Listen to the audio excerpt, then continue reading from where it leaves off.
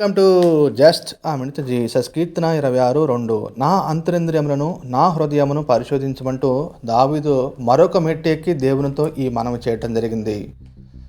ఇర్మియా 17:9 హృదయము ఘోరమైన వ్యాధి గలది, దాన్ని గ్రహింపగలవాడెవడంటూ ప్రశ్నించడం జరిగింది.